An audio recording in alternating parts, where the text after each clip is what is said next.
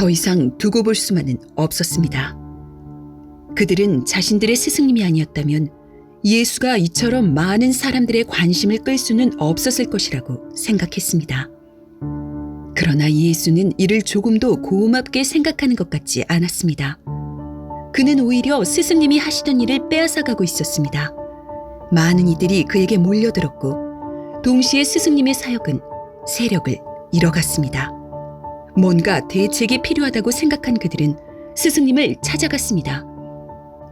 선생님과 함께 요단강 저편에 있던 자, 곧 선생님이 증거하시던 자가 침례를 주매 사람이 다 그에게로 가더이다. 그러나 스승님의 대답은 그들의 기대와 달랐습니다.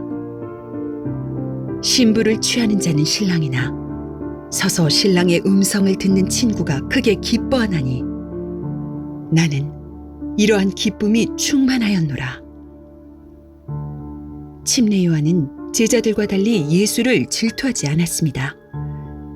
예수의 사역이 활발하게 진행되는 것에 대해 위기의식을 느끼기는커녕 오히려 기뻐했습니다.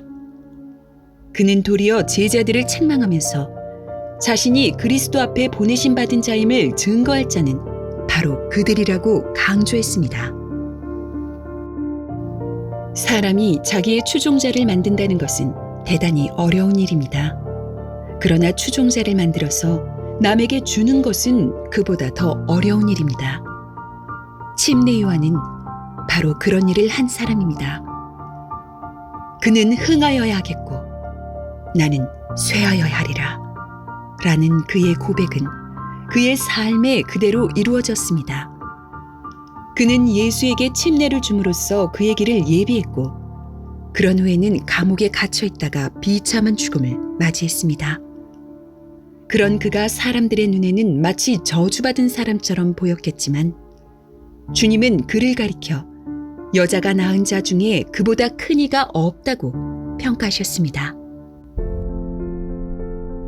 침례 요한이 주님 앞에서 그토록 철저하게 자신을 복종시킬 수 있었던 이유가 무엇일까요?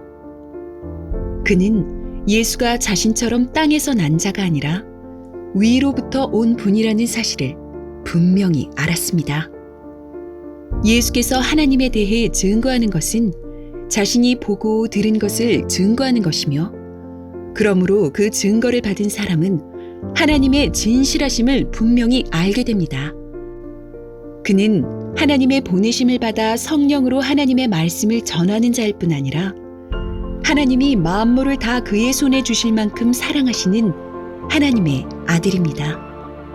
그런 분 앞에서 자신의 유익과 영광을 내세울 이유가 어디에 있겠습니까?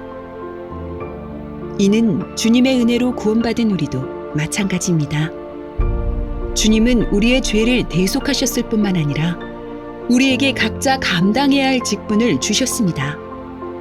이는 더 많은 사람을 구원하시려는 하나님의 뜻을 이루려는 것이기도 하지만 죄사함을 받은 우리가 무사히 천국에 이를 수 있도록 베풀어 주신 선물이기도 합니다.